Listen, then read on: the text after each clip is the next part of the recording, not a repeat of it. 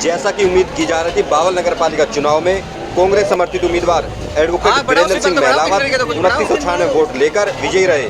वहीं निर्दलीय उम्मीदवार चंद्रपाल चौकन 2938 वोट लेकर दूसरे नंबर पर रहे। बावल नगर पालिका चुनाव में बीजेपी की फजीयत हुई है। मास्टर शिवनारायण महज 143 वोट लेकर तीसरे नंबर पर खिसक गए। निर्दलीय उम्मीदवार किरण महेंद्र रत्न को 918, वहीं दूसरी ओर जेजेपी समर्थित उम्मीदवार दीनदयाल सैनी को 1000 वोट मिले हैं।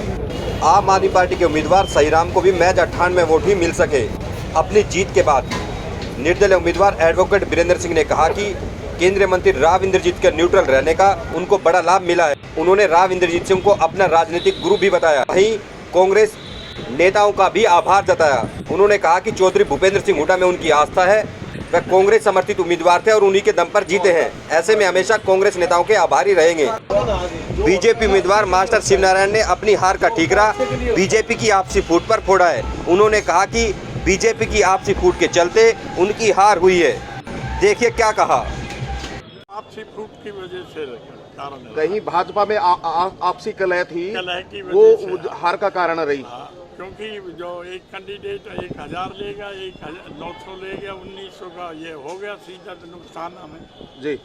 नहीं, लगातार जिस तरह से बाकी जो लोग बीजेपी के उम्मीदवार लोग पदाधिकारी थे लगातार बगावत करते, आपको लगता है कि बीजेपी पदाधिकारी ने आप करवाया? नहीं, मैं तो ये तो नहीं कहता, ये तो पब्लिक का काम है। मैं इस बारे में कुछ आंदोलन का भी कोई असर पड़ा है? नहीं, कोई आंदोलन से ठीक है, ठीक है। दिन से हमने चुनावी सफर शुरू किया था और आज तक हर कदम पे हमें उनका जो प्यार और आशीर्वाद मिला, हमें पूरा इस चीज़ के लिए हम आश्वस्त थे कि कोई मुकाबला नहीं है। आपने देखा है भाजपा के कैंडिडेट की तो जितनी वोट है उससे ज़्यादा हमारा मार्जिन है, तो कोई मुकाबला तो शुरू से था ही नहीं। मीडिया को भी हम यही कह रहे थे कि बावल की जनता का प्यार हमारे साथ है और जिसके साथ जनता का प्यार होता है, जनता भगवान का रूप है, तो जनता जिसके साथ होती है उसका चुनाव अपने आप जीत निश्चित हो जाता है। और हम पर विश्वास जताया और मैं उनको ये विश्वास दिलाता हूँ कि जिस प्रकार उन्होंने पूरे चुनावी सफ़र में हमारा साथ दिया, सहयोग दिया और अंतिम समय में वोट और आशीर्वाद देके हमें सफल बनाया, तो आने वाले समय में हम उनकी उम्मीदों पर खरा उतरेंगे और केवल 5 साल नहीं, आगे ज़िंदगी भर हम उनकी सेवा में समर्पित रहेंगे और जो जो उनकी समस्या होगी उनके तुरंत निवारण किया जाएगा। और एक बार पुणे में बावल की और आसपास समस्त बावल 84 की जनता का धन्यवाद करता हूं, क्योंकि चुनाव एक छोटा चुनाव नहीं, बहुत बड़ा चुनाव था और सबने हर कदम पे हमारा साथ दिया है, तो जिसका हम तहे दिल से उनका आभार व्यक्त करते हैं और ताउम्र हम उनके इस कर्जदार रहेंगे। भरत, आप पूरा चुनाव देख रहे थे, कड़ा मुकाबला बता रहा है, जिस तरह से एक तरफा का मुकाबला हुआ, क्या कारण मानते हैं? सर, मैं आपसे तो हम स्टार्टिंग से कह रहे थे कि मुकाबला तो कोई है नहीं, ये चुनाव विश्वास का चुनाव है।